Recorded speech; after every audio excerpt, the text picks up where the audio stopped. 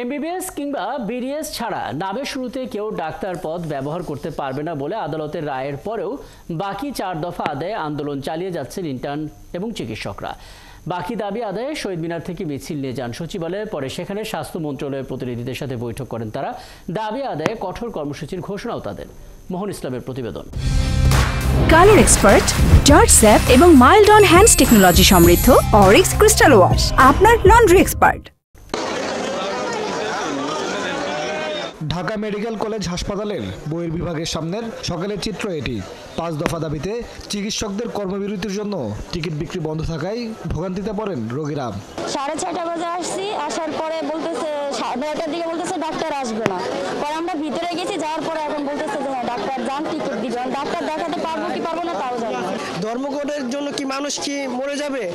তারা ধর্মঘট করছে, এনে অসহায় মানুষ, বাচ্চা নেখা, একটা মহিলা বাচ্চা নেখা রয়েছে এবং তাদেরকে এরা সরকার আসলে কিছু করা দরকার। তবে সকাল 10টার পর কর্মবিরতির মধ্যেই রোগী দেখা শুরু করেন চিকিৎসকরা। এতে কিছুটা ভোগান্তি লাঘব হয় তাদের। চিকিৎসকরা জানান 5 দফার সাথে তারাও একমত, তবে রোগীর কষ্টের চিত্র দেখে সেবা দিচ্ছেন। আমরা বুঝতে পারছি না, আমরা তাই থেকে পারতেছি, মানে অনেক ভালো, মানে জানালার ভিতরে আমরা পাইতেছি, এটা আমাদের অনেক উপকার হইতেছে।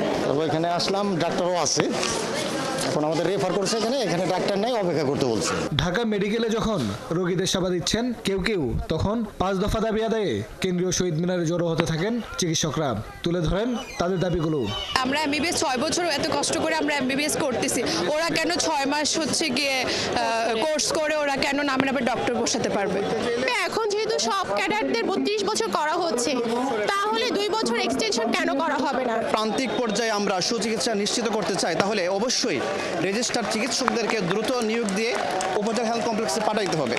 আমি যখন ওটি করব তখন আমাকে কেউ টেনে নিয়ে মারবে, এই অবস্থা আমি চিকিৎসা দিতে পারবো না। প্রধান দাবি আদালতের রায়ের মাধ্যমে পূরণ হলে তারা জোর দেন বাকি 4 দফায়, আর তা আদায়ে মিছিল নিয়ে রওনা হন সচিবালয়ের দিকে। সচিবালয়ের সামনের রাস্তায় ব্যারিকেড দিয়ে তাদের আটকে দেয় পুলিশ। পরে বাকি 4 দফা আদায়ে 15 সদস্যের একটি দলের প্রতিনিধি বৈঠকে বসেন স্বাস্থ্য মন্ত্রণালয়ে। দাবি আদায় না হলে লাগাতার কর্মসূচির ঘোষণা তাদের। মোহন ইসলাম, 71, ঢাকা।